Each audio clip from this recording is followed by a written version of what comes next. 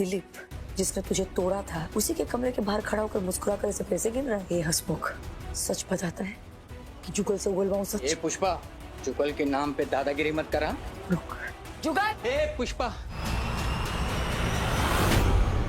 अब जानती नहीं मैं कौन। जानता तो तू मुझे नहीं है। हंसमुख को चौल की खबर पहले ही मिल जाती है क्योंकि उसका काम वही है, इसकी बात उससे कहना, छुपकर दूसरों की बात सुनना। लेकिन इस बार हंसमुख ने अच्छा काम किया। हंसमुख ने बादशाह को लोगों पर मेहरबान होते हुए देख लिया था, सबके खाने के पैसे दे रहा था, उससे पैसे ले लेता है हंसमुख। बादशाह के पास इतने पैसे देखने के बाद हंसमुख समझ जाता है कि दिलीप को उसी ने फंसवाया होगा बापोद्रा के कहने पर। बादशाह से पैसे लेने के बाद हंसमुख दिलीप के पास पहुँच जाता है और दिलीप को सच बता देता है कि बादशाह ने बापोद्रा के कहने पर तुझे फंसा दिया है। ये खबर सुनते ही दिलीप सीधा बादशाह के पास चला जाता है और उसका कॉलर पकड़ लेता है। बादशाह दिलीप को सामने देखकर हैरान हो जाता है। बादशाह दिलीप से खुद को छोड़ने के लिए बोलता है मगर दिलीप उसे नहीं छोड़ता है, उसका हाथ मुंह बांध देता है और बादशाह को कार में बैठाकर चौल ले जाता है। चौल ले जाने के बाद दिलीप पुष्पा को सब बता देता है कि बापोद्रा के साथ मिलकर बादशाह ने क्या किया है। पुष्पा को पता था कि बादशाह का जल्दी से दम घुटने लग जाता है। पुष्पा दिलीप से बोलती है कि जल्दी से कार खोल ताकि बादशाह को कुछ हो ना जाए। दिलीप जैसे ही कार खोलता है तो बादशाह की हालत बहुत ही खराब हो गई थी। इसी मौके का फायदा उठाकर बापोद्रा मीडिया वालों को बुला लेता है और फिर मीडिया वाले आकर दिलीप से सवाल पे सवाल करने लग जाते हैं। ये मामला खत्म हुआ। उसके बाद बापोद्रा फिर से अपनी चाल चलने लगा। दिलीप के कमरे का सारा सामान बाहर निकाल दिया। जब पुष्पा ने इससे पूछा तो बापोद्रा ने बोला कि दिलीप को जो नोटिस दिया गया था उस नोटिस के अंदर दिलीप ने रूम खाली नहीं किया, इसलिए उसका सामान फिकवा रहे हैं। बापोद्रा चौल से दिलीप को बाहर निकालने ही वाला था कि पुष्पा बापोद्रा को मना कर देती है कि वो कहीं नहीं जाएगा।